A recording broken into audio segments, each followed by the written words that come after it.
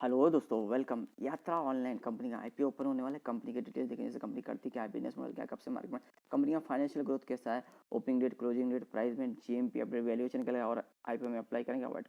तो दोस्तों, जैसे मैंने आपको कंपनी का नाम बताया, यात्रा ऑनलाइन आईपीओ, जो कि 15 सितंबर को ओपन हो रहा है, 20 सितंबर 2023 तक चलेगा। अभी कंपनी करती क्या, कब से मार्केट में, तो कंपनी की स्थापना दिसंबर 2005 में हुई, यानी 17 साल से भी लंबे समय से कंपनी का मार्केट में प्रेजेंस है। अभी कंपनियां क्या क्या प्रोवाइड करती है, तो इन्फॉर्मेशन प्रोवाइड करती है, प्राइस, अवेलेबिलिटी और बुकिंग फैसिलिटी, जो कि डोमेस्टिक यानी इंडिया और इंडिया के बाहर कस्टमर सभी को ये प्रोवाइड करती है। तो किस चीज़ की यहाँ पे दोस्तों यहाँ सर्विसेज प्रोवाइड करती है दोस्तों, यात्रा।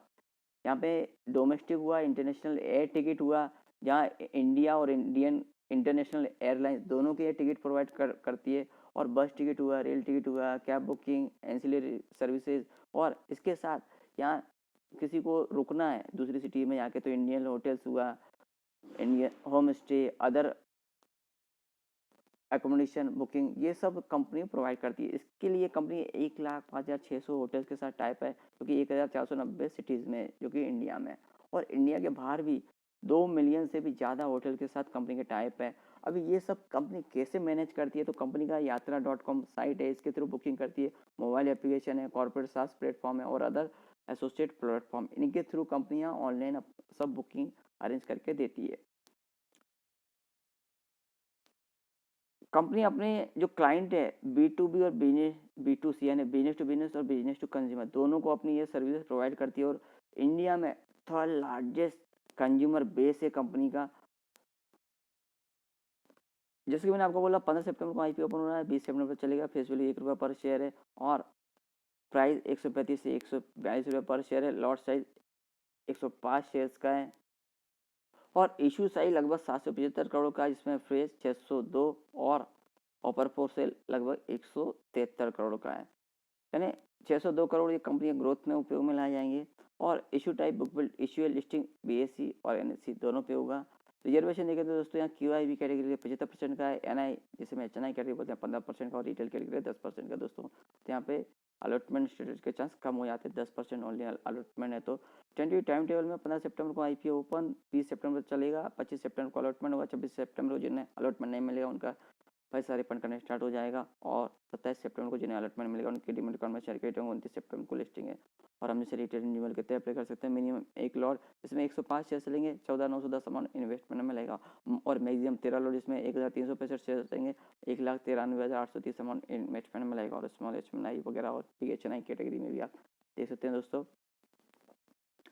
प्रोमोटर्स में दोस्तों, होल्डिंग प्रोमोटर्स का 98.59%। आईपीओ के पहले, आईपीओ के बाद का अपडेट नहीं। और प्रोमोटर्स में टीएससीएल ट्रेवल होल्डिंग, साइप्रस लिमिटेड और Asia consolidate DMC PT limited, ये प्रोमोटर्स में। कंपनी का भी फाइनेंशियल ग्रोथ देखते हैं दोस्तों कैसा है। तो मार्च 21, मार्च 22, मार्च 23 के यहाँ पे फिगर्स यहाँ करोड़ में ही है। अमाउंट करोड़ में। एसेट कंपनी का 562 करोड़ था मार्च 21 में। मार्च 22 में कोई इतना कोई खास ग्रोथ तो नहीं, उल्टा थोड़ा कम, लेकिन 547 करोड़ का। और मार्च इसमें 681 करोड़, यानी ऐसे इतने कोई खास ग्रोथ में नजर नहीं आ रहे हैं यहाँ। रेवेन्यू ग्रोथ देखें तो 143 करोड़ का, जो कि मार्च इसमें 218 करोड़ और मार्च इसमें 397 करोड़ का।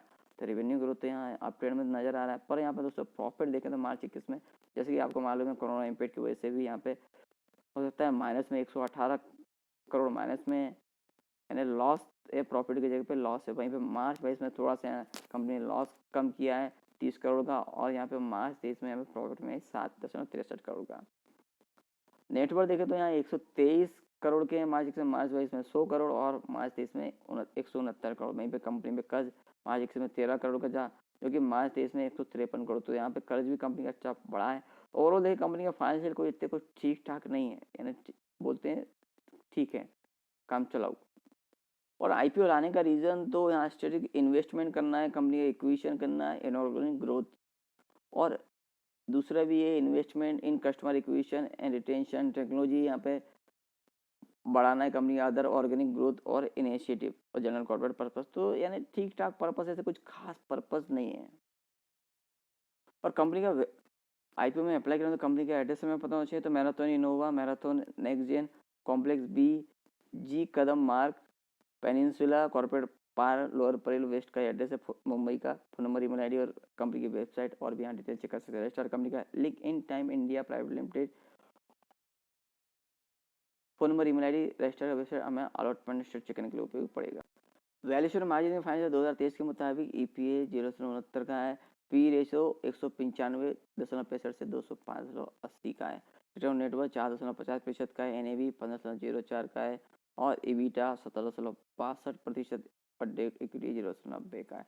दोस्तों आप देख रहे हैं कंपनी के फाइनेंशियल यानी एकदम वीक है और वैल्यूएशन है दोस्तों वो भी बहुत बहुत महंगा लगाया हुआ है।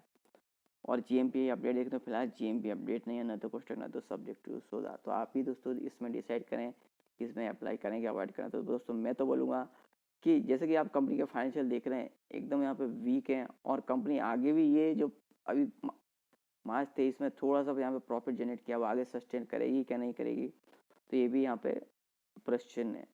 तो दोस्तों ये सब देखते हुए इस कंपनी के आईपीओ में फिलहाल तो आप इसको अवॉइड ही करें और लॉन्ग टर्म व्यू से तो बिल्कुल भी विचार नहीं करेंगे। आगे कुछ फाइनेंशियल अच्छे होंगे तो कुछ अच्छा हो जाएगा, वो आगे की बात है। जब फाइनेंशियल अच्छे हुए हैं सब अच्छा चलें तब की तब देखेंगे। फिलहाल आप इस कंपनी के आईपीओ में अवॉइड करें और लॉन्ग टर्म व्यू से भी इसमें इन्वेस्टमेंट ना करें।